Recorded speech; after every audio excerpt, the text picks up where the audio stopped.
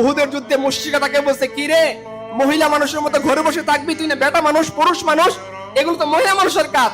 এই কথা শুনে তার আত্মমর্যাদা লাগছে, সে বাধ্য হয়ে তার ওই ঘোড়া, মোটা তাতা ঘোড়া নিয়ে সে উহুদের যুদ্ধে আসছে। রাসূলুল্লাহ সাল্লাল্লাহু আলাইহি ওয়াসাল্লাম সাহাবা কেরাম নিয়ে যুদ্ধে শেষে পাহাড়ের উপরে উঠে গেছেন।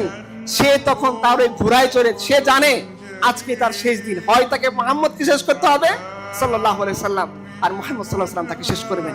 সে ঘোড়া নিয়ে পাহাড়ের উপরে উঠছে। ও যখন আসতেছে সাহাবা কেরাম বলল, ইয়া রাসূলুল্লাহ আমরা তাকে আটকাবো।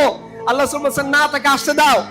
ও আসতেছে, রাসূলুল্লাহ সাল্লাল্লাহু আলাইহি ওয়াসাল্লাম একটা বর্শা নিয়ে শুধু মারছেন, তার কানের কাছ দিয়ে একটু ছুঁয়ে গেছে, হালকা একটু রক্ত পড়তেছে।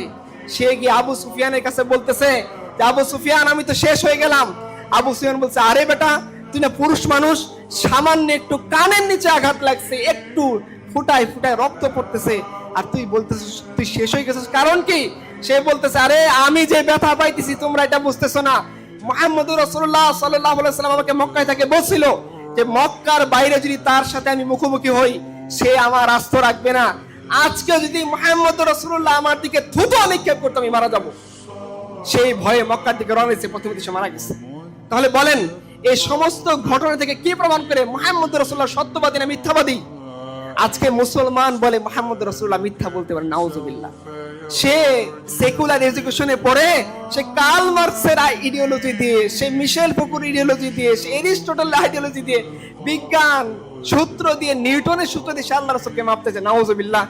এই ক্ষেত্রে তো মক্কার মুশরিকরাই ভালো ছিল, যে সে আল্লাহ রাসূলের প্রতি ঈমান না এনেও রাসূল সাল্লাল্লাহু আলাইহি ওয়াসাল্লাম কথার প্রতি কতটা ইয়াকিন ছিল যে মুহাম্মদ রাসূলুল্লাহ যেটা বলে সেটা কখনো 19-20। কারণ আল্লাহ রাসূল কখনো মিথ্যা কথা, আল্লাহ রাসূল কখনো কোনো অবৈধ কাজ, আল্লাহ রাসূল কোনো পাপাচার, রাসূলুল্লাহ সাল্লাল্লাহু আলাইহি ওয়াসাল্লাম বলেন নবুয়তের আগেও আমি কোনো অন্যায় কাজ করিনি, আল্লাহ তাআলা আমাকে নিরাপদ রেখেছে। মুহাম্মদ রাসূলুল্লাহ সাল্লাল্লাহু আলাইহি ওয়াসাল্লাম তিনি যে পবিত্র, তিনি যে সত্যবাদী, তিনি যে হক নবী।